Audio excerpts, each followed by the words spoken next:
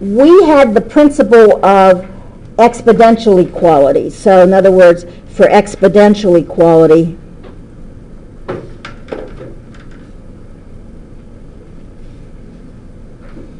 we would say that a to the x equals a to the y means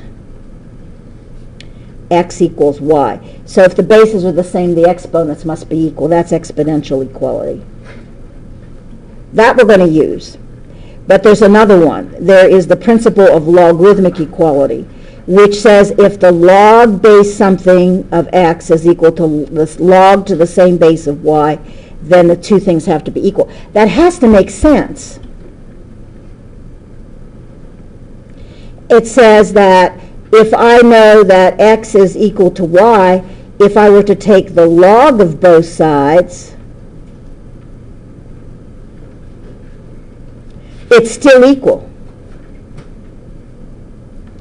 If I square both sides, it's still equal. Why? Because what you do to one side, you must do to the other. So that says if I've got the log of something equaling the log of something, and this is the log of, these two things right here have to be equal. Or that 2x plus 3 has to be equal to 3. 2x is 0, or x is 0 over 2, and 0 over 2 is 0.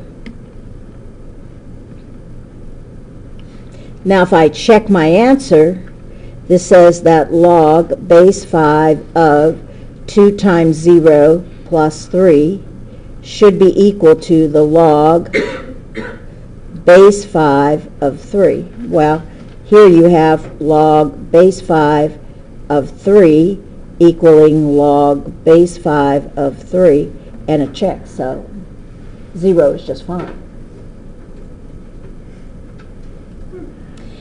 You notice that the structure is the coefficient of that logarithm is 1. So if I notice the coefficient of the log on the right is 1, but not this one, so I'll bring the exponent up using property 3, so that log base 4 of x to the minus 2 equals log base 4 of 9. Now, I have the log base 4 of something equaling log base 4 of something. Those two somethings have to be equal.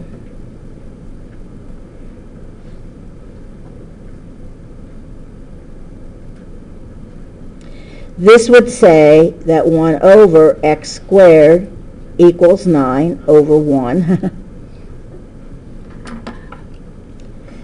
Clear the fraction, multiplying both sides by x squared. 1 equals 9 x squared.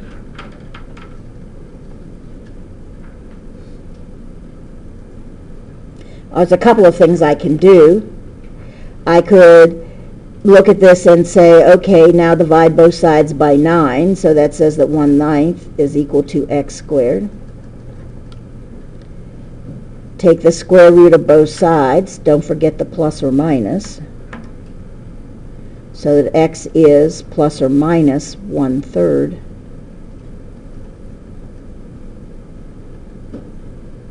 Now here's the issue. We have x equal 1/3, x equal minus 1/3.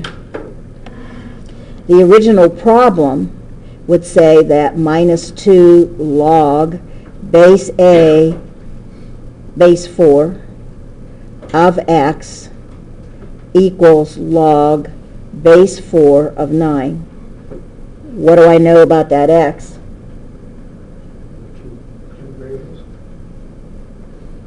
When I'm looking at 1/3 and minus 1/3.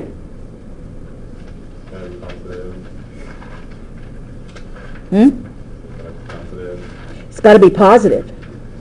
Because if I look at minus 2 log base 4 of negative 1/3 equals log base 4 of 9, the argument can't be negative.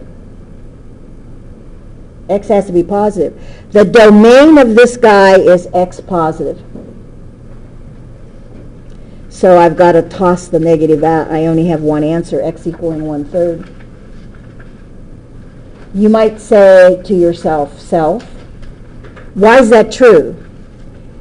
I went from an x to the 1 power to an x to the negative 2 power.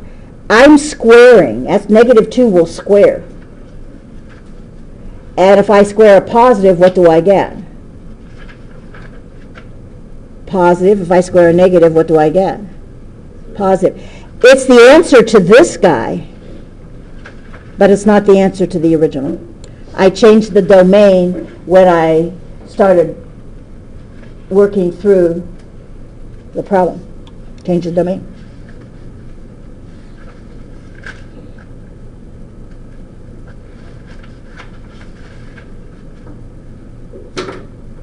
So you have to be very, very, very careful, because we know the logarithm has a domain issue. And if I take a look at this guy right here, if I want to find the domain of the solution set,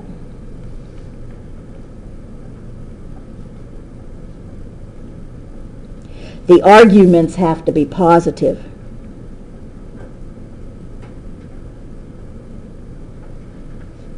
Well, if I look at the arguments of the logarithms, the first one is x plus 4. That has to be positive. The second one is 9. That has to be positive. Well, 9 is always positive. That's not an issue. But this tells me that my x's have to be greater than 1.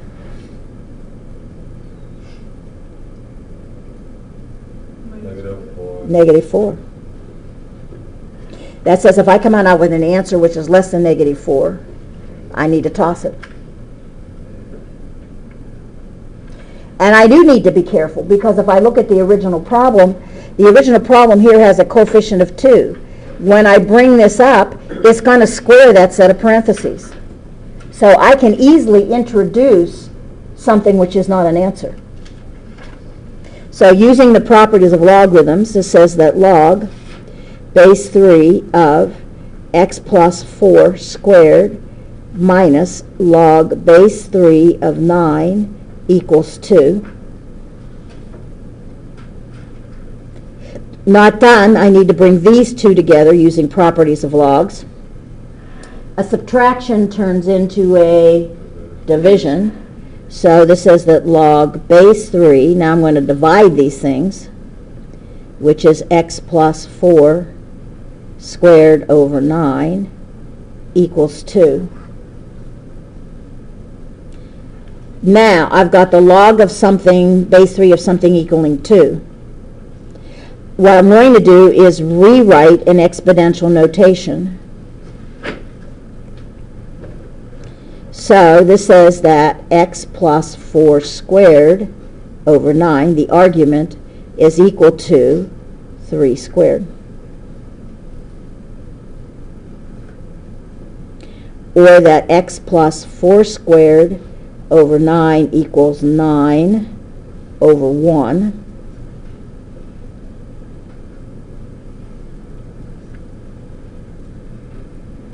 Clear the fraction. Multiply both sides by 9. So, and the 9's reduce out, so that x plus 4 squared equals 81. Then take the square root of both sides. Don't forget the plus or minus. X plus 4 equals plus or minus 9. So I have two answers. X equals minus 4 plus or minus 9. Or x equals minus 4 plus 9. Or x equals minus 4 minus 9. X is 5, or x is negative 13. Is there anybody who needn't apply for the job? Negative 13. And why? Because it's think I got it. It's smaller than negative 4. Yeah. So I've got to be bigger than negative 4. It's smaller than negative 4. So I introduced what's called an extraneous solution, which means, extraneous means extra, an extra solution. So at which point I need to toss it. And it's easy enough, by the way, to go back up and just check in the original problem. If I put 5 in for x, 5 plus 4 is 9, positive, not a problem. If I put negative 13 in for x, negative 13 plus 4 is negative 9. Can't have a negative number as an argument, so you toss out the negative 13.